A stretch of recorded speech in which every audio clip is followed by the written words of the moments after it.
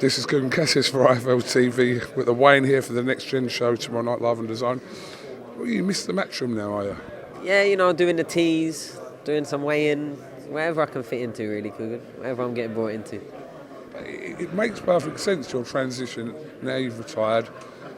For you to be in this role, it suits you to a T, doesn't it? I mean, I was kind of setting up over the last few years of my career anyway. And, you know, when I negotiated my first contract with Matchroom, I asked, can I have some commentary slots? And they did, and gave me more than what I'd asked for, and was happy. And then the kind of ball started rolling on that side of things. Obviously, I've been managing and helped, you know, coaching corners, fighters. So I've been, you know, kind of setting up for this whilst I was still being an active fighter. And, okay, yeah, maybe my retirement for me came a lot earlier than maybe I thought initially, but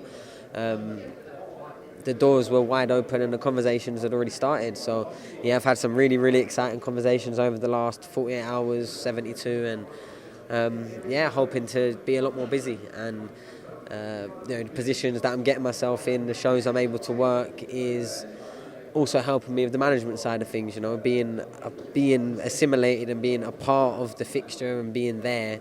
You know, the conversations are a lot easier to have, and the narratives are a lot easier to push. And look, it's just entertainment. It's giving fans something to talk about and something to want with a fight, and I think I'm quite good at that. So yeah, I don't know anything else really. There ain't no other industry I can just bounce my head into without, you know, having to learn from the start. And boxing, I'm 20 years deep, and here's to another 20.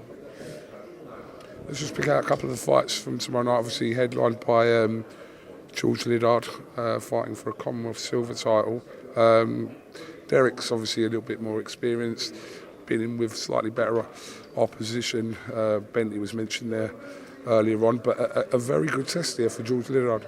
Yeah, because Ozazzi's only really lost at a decent level, decent domestic in Tyler Denny, in Denzel Bentley, and you know, he won that prize fight, our Golden Robe, the Ultimate Box, I can't remember what it's called at this point.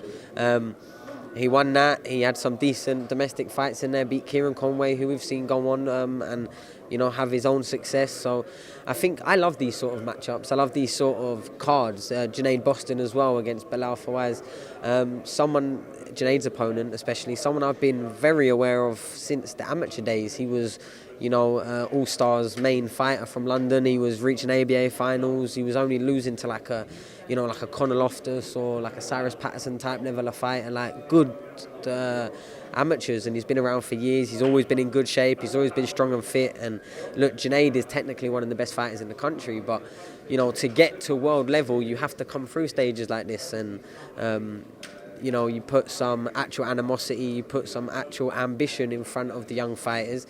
It usually makes or break them. You usually see the best performance of their life, or you see that this level was too much for now. And I've got a lot of belief in both George Liddard and Junaid Boston to come through this weekend. But I think both of them are going to be up in against the fight, and that's what you need more than anything. Because okay, it looks great and it's easy to sell a fighter that knocks everyone out or never lost a round, but when you knock everyone out and you've never lost a round, it just means you're in rings that are probably too easy for your level of ability. And if you miss the stages of now in your career to learn those lessons, there'll be a night when you're against someone that is that good and is well-rounded, and all of a sudden you haven't learned enough lessons to now be comfortable in that situation. And look, Giorgio Visioli's on this card. He's in against big punching Mexican that comes to try and take his head off. Came in a bit over on the weight as well, but we have so much belief in Giorgio, and instead of just knocking everyone out and winning every second of every round, which he has been doing, let's face it, if we can match him to a point where he's still winning convincingly, but has to answer a few questions, this is the stage of his career to do it.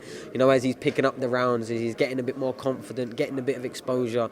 We're in no fast track with Giorgio. We want him to learn the lessons. We want him to have the southpaw. We want him to have maybe got a cut, maybe hurt his hand, maybe even get put down at some point in his career. Because if you don't learn them lessons on the way up, you can't expect to get there and be ready for them, you know. And I think these sort of next-gen cards, especially in a match like this, when there is actually some needle and proper fights on there, proper matchmaking, yeah, I think top to bottom it's a decent card. And yeah, I think 2025 started great.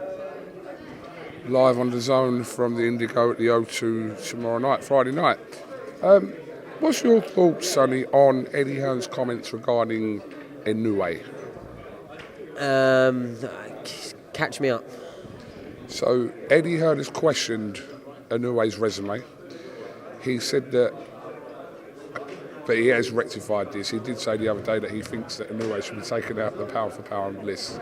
But he said that for effect because his fighter Akhmadaliev to kind of push that narrative. But he has questioned kind of basically who he's fought and why are people kind of a bit gassed over Inoue as much, because his record doesn't really suggest that in terms of opponents he's fought so far in his career. Yeah, and I think when you have the sort of monopoly of your country and you are the biggest star from there, like Inoue does, he kind of has things on his terms. So when they're looking at lists of fighters that are available, you know, and bear in mind I'm a massive fan of Inoue, but I don't think Eddie's completely out of order for saying it. When you're as good as you are in Inoue and as explosive and as, you know, dangerous really, you know, okay, I know there was world titles for some of them and some was career-making sense, but like when he's been in the ring with people like, you know, Paul Butler and TJ Doheny and just kind of beating him very easy, but everyone kind of knew it as well. You have an Akhmadaliev who literally looks like, you know, one of the best fighters in the world, and he's the world champion and he's calling you out, and there's almost no play. And I can understand why Eddie as Akhmadaliev's promoter and why Akhmadaliev will be getting frustrated at that, because it's the biggest fight out there. But unfortunately, just like boxing has always been, until you're backed into a corner, you take the fights at your volition, and that's what Inoue is doing. It's not like he's had no big fights, but look, there has been some question marks. Nonito Donaire had a great fight against him the first time. But like I said, I do rate Inoue tremendously, one of the best fighters in the world. So, no, I think it might be a bit strong to say that he deserves to be pulled out the pound for pound, but at the same time, in the same breath, Akhmadaliev is definitely a fight that I think we need to see. I mean, if he's going to stay at this weight, then we have to see it. If not, then, you know, go into a big fight. But at the same time, it's his career. He's got his team around him. They know what they're doing. They're building up a superstar, not only in Japan, but one that's getting global recognition. And unfortunately, you can't rush those processes. You have to go through the process. You have to get people out enough times. They have to be one of the mainstays of the country's sporting calendar, and you have to really get behind them, and you have to make sure it goes right, because if it goes wrong, there's probably been a lot of investment, a lot of time, energy spent, not only in his career, you know, preparing for the boxing ring, but also the promotion and the building up and the getting him into positions and getting him in the fights at the right time. And I think one thing we are looking at with Inoue as well, man, he started at light flyweight. Like we have mutual opponents that we both box in the amateurs, and he was a 49 kilo fighter, and then he's crept up, and because he's so good, he's just been able to bring his power up and still take people apart. But at some point, you have to think that, you know, it's not going to be as seamless as that, and that's now they're getting to bantam, super bantam, looking at feather. That's when you have to really start, you know, paying more mind to who you actually get in the ring with. And I think Akhmadaliev's class. I have since I first seen him. Very, very strong at Uzbek, and when I was in Monaco commentating him, you just really see not only the power that he possesses, but the IQ, the actual ring acumen that he has. He genuinely is a great fighter, sets traps, and I think genuinely, I know Eddie's been banging the drum, but I do think that is the fight to make, and the fight in the world of boxing that I'd most like to see Inoue in next. I would. Eddie Hearn seems to think that title will be vacated, and he's obviously making this noise beforehand. But he's his promoter, and that's what he does best. So, all right, well, Sonny, thank you very much for talking to IFL TV. We look forward to a great little night tomorrow night. It's going to be a couple of thousand people at the O2 Indigo.